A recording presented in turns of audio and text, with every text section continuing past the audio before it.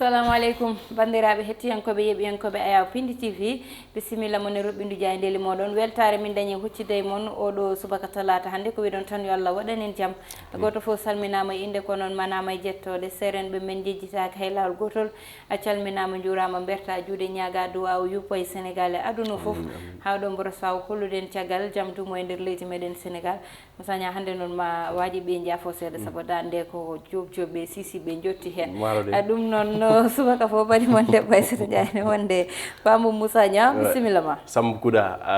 anen Aissata Ndiaye toñon kala saha wono sisiɓe e ganda ko jojoɓe min calminima debbo mo dara haalay ɓe min juurimama min ñaguimama duwaw min ñaguimama yaafuya kono kadi min jettima kadi jettorde won noon ganda ko darnede rende Pulaar fof fiftinir no alay saago mi yettini ganda ko kongi mabɓe Aissata Ndiaye darnede dari nene waɗi fayida ko wayno ganda ko Dombaye ma Habi Ndiaye debbo mo Sincugarba kala saha wiya mane calminanta kam Aissata Ndiaye tu vois donc ko hunde ganduɗa ene yuɓɓi ene yooɗi e ɗeɗon pele ɗe jabɓuɗa ala won pele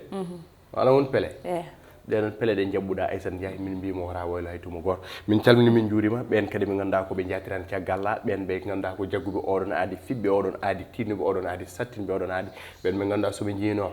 Fouta Dialé soɓe jiino Fouta ganduɗa ko wasi yeyde woni tumaji soɓe jiino Fouta wasi yeyde woni paadi o woni diaspora ɓen ɓe ganduɗa ko jaɓani leñol Pulaar yeewe kono kadi ɓe ganduɗa tigui hokkuɓe softede tigui Aissata Ndiaye daraɗo ɗo kali subaka en calminiɓe toɓe mbawi tawede nder rewde babadam walla min e less nangue nde kala noon tigui Moussa Nia kono joguiɓe pelle ɓe foof joguiɓe groupe aji WhatsApp ɗi fof kamɓe fof aɓe calmini aɓe juure so Moussa Nia ene jeeya hen saaha joɗɗa tan ha groupe ni mo ganduɗa nannani hen revue de titre nanne hen kamɓene vraiment darde moɓe ina jarne no fewi ɗum noon hande ko ɓuuri tentude ko noon tigui Aissata Ndiaye haade men arde ganda ko ɓuuri tentude mi arte ganda ko hanki wonno le 20 ganda ko septembre ene wayno ko hanki ganda ko Fouta wasno ngal ɗon jaalal ko Fouta wasno on guindi hanki darnode darde semnude ganda ko latinoɗo mesal en ñoga ceetengi alay saago mbaɗen ranmo hommage woni Farba Baguel Farba woni Farba Sali Seck ko hanki wonno ko yalti aduna 2013 wonno hanki ganda kadi ko woni no 20 septembre 2021 duuɓi jeetati ko oɗon jeeyaɗo Allah yalti aduna eɗen mbimo kanko e dendagal maɓe julɓe fala yo Allah yurmomo yaafoma Aissata Ndiaye hande jaydeji leydi Sénégal mon fof waɗi ko ganduɗa ko o nawiri koye fannu belɗo ɗum kono kay ha joni passeport diplomatique ɗi garti hen ha joni ganduɗa tawa hen Jayde quotidien udditidama quotidien le quotidien arti koye ganduɗa koye kaɗon haala ene wayno ɗiɗon cimti gommu ANSD agence nationale de la statistique et de la démographie ene wayno noon ɗin cimtidi ganduɗa koye ngal ɗon basalla duumigal ɗo e nder leydi Sénégal polémique sur la pauvreté ene wayno ɓe mbi ko les vrais faux chiffres de la ANSD ɗiɗon cimtidi ganduɗa tigui ha joni wonɓe ganduɗa ko gonɗinani ɗum ko mun laamu leydi Sénégal addude tigui ganduɗa ko gommuji goɗɗi ko wayno EHCVM ganduɗa ko kañum waɗi déclaré 42,8% capannayyi ɗiɗi piccalla jeetati kala temedere jiɗɗa wona ɓe ganduɗa ko ɓesgu Sénégal ɓen tigui wurɓe heege walla mbiyenna wurɓe tampere ɗum ko guilay hitande 2011 caggal ɗum noon SPS ganduɗa koye nguɗon gomu ɓe koltino noon 2011 wonno ko 46,7% wadde Aissata Ndiaye mbiyen luural nana hakkude ɗiɗon gomuji ene wayno noon basal ene jokke nder leydi Sénégal no hanniri ni caggal kanna janen koɓe le quotidien mbi ko tuggude lewru janvier faade lewru août ɓennuɗo ndu e nder nde hitande 2021 to Kaolack accident ji de la route walla mbiyen accident ji e dow ɗiɗon laabi Aissata Ndiaye mbaɗi kene tolno e temedere e sappo e goyi namade yalla yurmo yaafo amin jayde enquête koloski enquête arti koye ɓoggi karale kese ɓen ɓe ganduɗa ko nodɗiniɓe ordinateur mumen walla nodɗiniɓe portable mumen taw ganduɗa Aissata Ndiaye anni mumen fandare mumen taw kay ko ƴettude surtude ganduɗa koye ko gurnameje woni yimɓe ɓe mbi ko péril sur la vie privée violation des données à caractère personnel ɓe ganduɗa ko yurnotoɓe walla men wonɓe ɗiɗon ɓoggi karale kese ala tigui ko pandiri sona tigui ganduɗa ko yaltinde vidéo ji Amadou Touré walla mbiyen ko yaltinde vidéo ji yimɓe wonɓe taw koye ganduɗa surtude walla mbiyen bonnude gurnam mumen ene wayno jeynankoɓe enquête Aissata Ndiaye ɓe mbi ko yogue ɓesgu Sénégal so lelima hande ɗanata ko saabu aɗa le sikka ganduɗa kadi vidéo ma yaltini ɗo walla mbiye ma surti ɗo ɓe mbi ko ɗum noon waɗi semi psychose e nder ganduɗa ko yogue haqqillaji ɓesgu Sénégal ɗum woni ganduɗa ko alhaali kilifa moyo Yana Mar wondude Simon mo ganduɗa tigui wondude alhaali o Bougazeli mo ganduɗa tigui ganduɗa ko ene tawe walla mbiyenna haala mum hande ne ɓuuri jojjude leydi Sénégal ɗum ne tawe nder ndeɗon jayde enquête e oɗo subaka talata jayde las ko wi jayde la saɓe wi ko commune Diasse ene wayno ene jeeya ganduɗa ko ɗo yogue walla mbiyen jeeya diwan ɓurɗo tentude leydi Sénégal ɗo ganduɗa duko leyɗele en duke ene wayno commune aji ɗi fof Aissata Ndiaye en duko leyɗele en duko mairie amen ñaami mairie ji amen ñaami kono ɓe mbi ko Diasse ɓuuri tansude toon tigui woni épicentre ay noon Dakar wayi coronavirus ni ko noon jeynenkoɓe las mbiri Diasse ko noon waari duko leyɗele woni spoliation foncière ko ɗum tigui ɓuuri tentude nder Diasse caggal kane ene soyne natalla on gorko mo ganduɗa tigui o wiyete ko Moustapha Niasse ɓe mbi ko AFP woni gongu makko ganduɗa tigui alliance pour le front populaire ɓe ɗon tigui mbaɗi démarqué kono kayya e hullude manipulation mum tigui tawtede nder kaɗon landa ɗum tigui woni ko tawte e nder ndeɗon jani lasi Aissata Ndiaye FESPACO 2021 film uji 14 walla mbiyen mogoji 14 leydi Sénégal cuɓama e nder ngel ɗon kawguel kono Sénégal meeɗa artirde coupe e nder ngel ɗon kawguel film uji moɓɓini hewani hewde hen jayde Vox Populi ene wayno ɓe garti ganduɗa koye on halifa tedduɗo mo ganduɗa mo Touba Sirine Mountakha Bassirou Mbacké ene wayno noon caggal ganduɗa ko ittuno oɗon enveloppe jonɗo hokku ɗum ganduɗa kay nguɗon ɓesgu jaynoje ɗiɗon toɓoli ha joni de ganduɗa ko oɗon halifa tedduɗo ne jokki wadde golle payɗinde gam kayya nguɗon ɓesgu ganduɗa tigui lorinoma ɗiɗon toɓoli to Touba ene wayno noon ko enveloppe mo 50 million ene wayno noon yentude temedere 50 e wiide nguɗon goomu ganduɗa tigui ɓe no wiyete Touba Cakanam gamɗa ko jungo e faanu gam kay walliddeɓe e wiide noon oɗon Sirine Bass Abdou Hadre joyiɗo konngol makko wonde de ɓe mbawa yuɓɓinde maggal o taw ganduɗa ko hol ɓesgu Touba wongue caɗele alay saago ɓe ñawda caɗele mumen nde ɓe mbawa yuɓɓinde oɗon maggal no hannirta ni woni maaro woni nebam woni haaliss haji ɗum ɗon fof ɓe kokki ɗum kina tolno ujunnaji 2,5 innama aade jaynoji ɗiɗon toɓoli ɗum noon woni tawi nder jayde Vox Populi caggal kan ɓen ɓe ganduɗa wuurɓe haare wuurɓe ganduɗa tigui ñande foof jaggue ɓe ceerndeɓe woni goomu Fara ɓen ñana maren ha joni nden en gane grève de la faim Aissata Ndiaye min mboɗo hawa holko woni grève de la faim dal jomum guedde ñamde en tout cas mboɗo hawa grève de la faim sisi ɓe mbawa ɗum Moussa Niang min miijaki ɗum e hakkillaji les échos arti ko ganduɗa koye ngolɗon jaɓɓugal ngal hoorejo leydi ndi lamtoro Bour Guédé Macky Coumba Thimbo walla mbiyen Beñu Ganna jaɓɓugal ngal o jaɓa to dowlaji dentuɗi New York ɗum noon ganduɗa ko ɓesgu Sénégal tawtewo toon jaɓɓi momo no hannirta ni Aissata Ndiaye ene wayno opposition tawte toon no yamirama yo seppu wasa hollire Macky Sall tigui ɓe beltaki ɗum ko tuggude 10 heures ha 18 heures heure local ganduɗa États-Unis ɗum ko tuggude 235 arrondissement tuggude nde ganduɗa 44 woni 44e mo ganduɗa tigui ko street avec 250 participants woni temedde ɗiɗi e capanɗe joyyi innamade ɗon tigui ɓe kokka ganduɗa ko coppal wawde tigui ganduɗa ko wadde marché walla mbiyen seppude hollude Macky Sall ɓe berta caggal ɗum noon noon ɓesgu Sénégal tawten toon teddini ganduɗa ko hooreji leydi ndi ɗum ko caggal nde ganduɗa hooreji leydi Macky Sall yaade tawtorede on assemblée générale mo ONU 76e session juɓintoɗo toon to dowlaji dentuɗe yaade 193 ganduɗa ko leydi tawtortendi tigui oɗon session Aissata Ndiaye caggal kan ɓe garti ganduɗa ko on gendarme mo ganduɗa tigui film Bougazeli kono holno filmir Bougazeli on ganduɗa kayiya ko Yetto Diop o loskama kikiɗanki o tigui walla mbiyen maw loske e heure uji paaɗi arde ɗum ne tawi nder hel totabo nden jande les échos jeyde Futurs Médias l'Observateur Futurs Médias arti koye ɗin député ji ganduɗa tigui jofaɗi walla mbiyen tuumaɗe ala haali trafic de passeport diplomatique ɓe mbi ko les dessous politique de l'affaire de Biaye et de Sall ene wayno noon ɓeɗon ɓe ganduɗa ko ɓeɗon ɗiɗo tuumaɓe oɗon alhaali mabɓe de ene tawe e nder hello totabo nde ɗon jayde Futurs Médias ɓeɗon janiyankoɓe loskino hanniti holno ɗin député ji mbaɗanno oɗon junjaji holno ɓe gosttirtono ɗiɗon passeport uji holno ɓe ballirtono ɗiɗon passeport uji holno ɓe kokkirannoɓe en kono holno ɓe keɓirannoɗo en koppereje taw kay moni kala heɓanno passeport diplomatique ɗum ne tawi nder hello totabo ndeɗo jayde caggal kana Aissata Ndiaye ɓe garti tigui ganduɗa ko ɗo e Dakar Ouest Foire ɓe mbi ko une grosse anarque alors impliquant des forces de l'ordre ko policier goto wondude gendarme goto en fuite et on marabout indicateur arrêté ɓeɗon kala paama junggo policier waɗe arrêté gendarme waɗe arrêté marabout woni ceernajo waɗe arrêté taw kañumen foof renduɓe waɗɓe complot e dow bonande ɗum ne tawi nder hello jeeɗiɗi nde jani Youssouma Jiguen jaydi gendire le soleil oɗo subaka ɓe garti ko ganduɗa ko ayno kewɗa wiide yo mboro so rumten hollen caggal ko noon tigui soleil wi soleil jayde soleil wi Aissata Ndiaye duwawma jabama ɓe mbi ko la nouvelle courbe de l'espoir baisse de contamination et des décès liés à la Covid-19 ene wayno ganduɗa ko oɗon boros ussima no hannirta ni caggal nde ganduɗa kay ko hollita walla mbiyen cimti gummitoɗo Université Pasteur kono kay cimti gummitoɗo e ngal jaggorgal cellal leydi Sénégal e gon hello jeeɗama ndeɗon jandi le soleil ɓe kolliti tigui ganduɗa kene ustono hannirta ni bayoɓe Covid-19 kono kay raɓeteɓe Covid-19 ɗum sono hannirta ni Moussa Niang mi taƴanima oto yejjit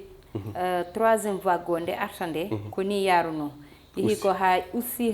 ha yimɓe fof dañi yakar joƴƴini gel uji ɓe joƴƴini masque uji ɗi troisiéme vague o surti ɓe min y a jamais 203 walla y a 304 quatrième vague min nanami taw y a jamais 203 kono y a 304 ene wayno noon oɗon assemblée générale mo ganduɗa ko Oni Aissane Ndiaye jeyniyankoɓe le soleil gartienne ɓe mbi que le président Macky Sall à New York pour la 76e édition walla mbiyen 76e session ɗum ne tawi tigui e nder ndeɗo jeyde caggal Kane Aissane Ndiaye alhaali location mo duhanɗa ñanden jeyni le soleil ɓe mbi ko la caution passe du double ou quadruple alani joni caution no foti watta lebbi nayyi so tawi a yi luude suudu walla appartement no lebbi nayyi ɗi ni ɓooyi Moussa Niang ko wayni ne foti ƴewtede saabu wuuro ngo musata yimɓe gonda e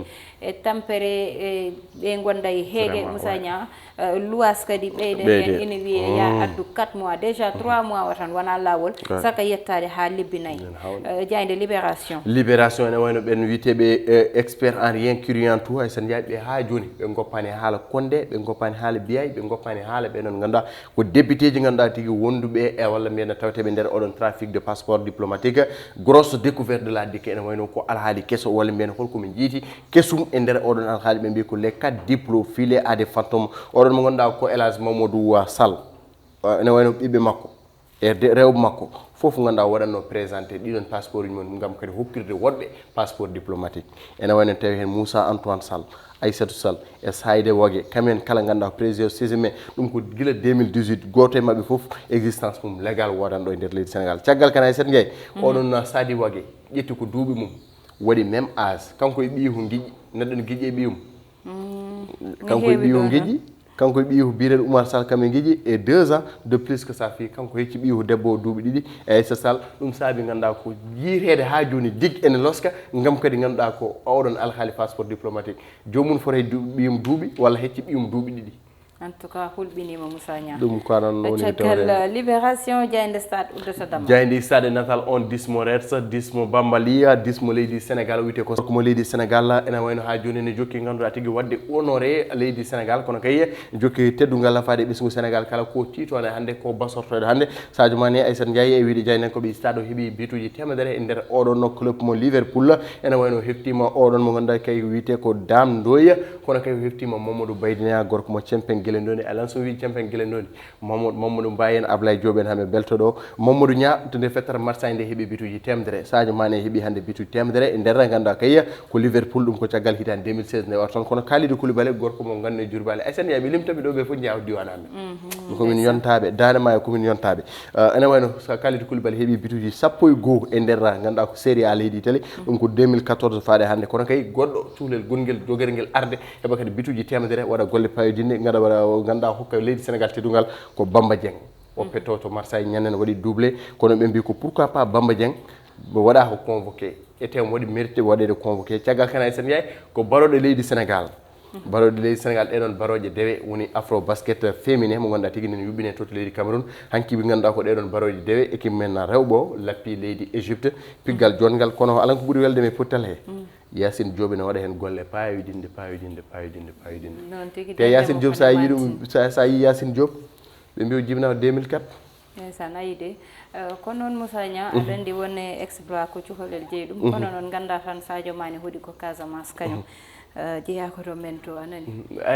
min mboɗo wawi limtande Sadio Mané jeeya ko Casamance grawol mais kala jour u Sénégal kam waɗoɓe ɗo fierté jeeya Dane Maayo nan ɗon Moussa Niang Demba Ba Bamba Dieng Demba Ba Dia Dowdu nani waɗa exploit dañɗo fayida machallah kanko Bamba vraiment ina faɗono o jeeya noddeteɓe saabu amo darde makko ɗeɗo balɗe ina mantini ina heptina no fewi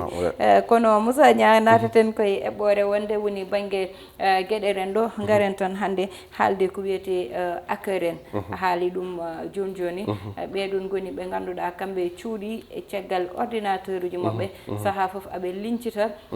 bagage uji en tawa neɗɗo tinani lincide bagage uji noon woni lincide wadde feere ha heeɓa donné ji gonde ordinateur janono walla téléphone janono surtout téléphone uji Moussa Nia sabu hande ko kañum rempli ordinateur uji sabu kala ko woni ordinateur ma nane téléphone ma sabu koye mail ma woni Moussa Nia données ji kewɗi nani hen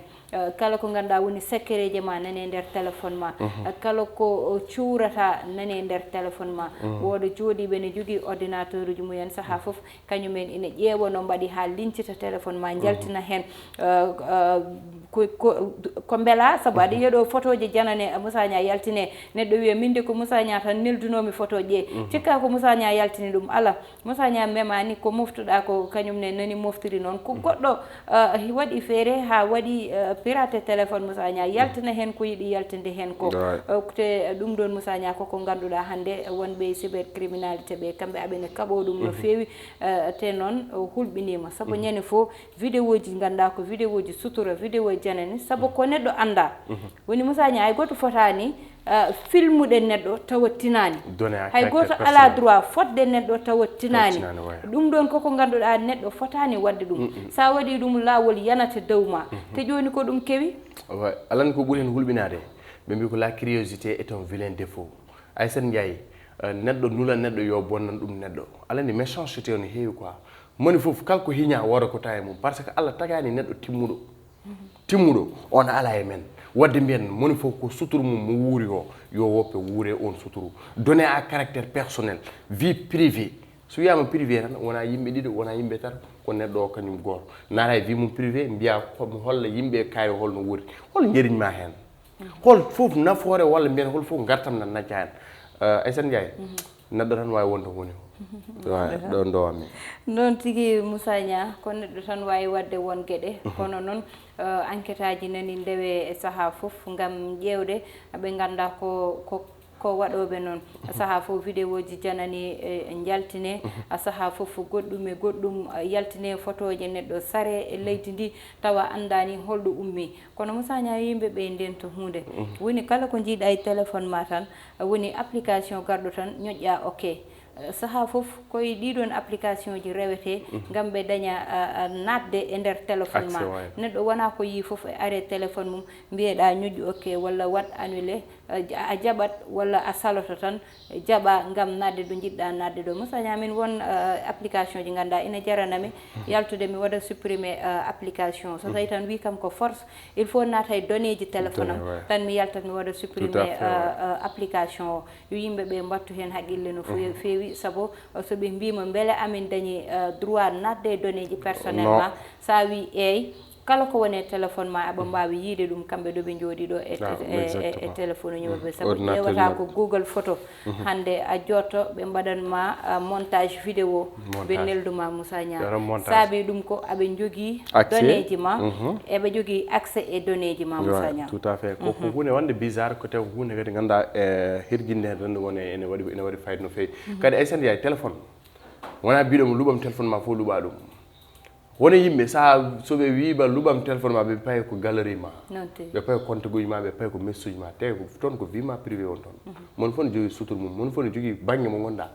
ko niɓɓere ma an hoorema yiiɗa andande ɗum hoorema ala ko neɗɗo goɗɗo andandema ɗum donc nak c'est à méfier e o herjindere ngo e wiide yo Allah suuren on do ceerno Seydou Tall neɗɗo sa heeɓi suturu fo heeɓi fof yo Allah suuren yo Allah suuren koye ɗi konngoli guddirten damal hokkude wonade janggo so Allah lamɗo jaaɓi banimon debbo Aissata Ndiaye wonno banum gorko Moussa Nia heɗano e banggal caméra o ko Amadou Touré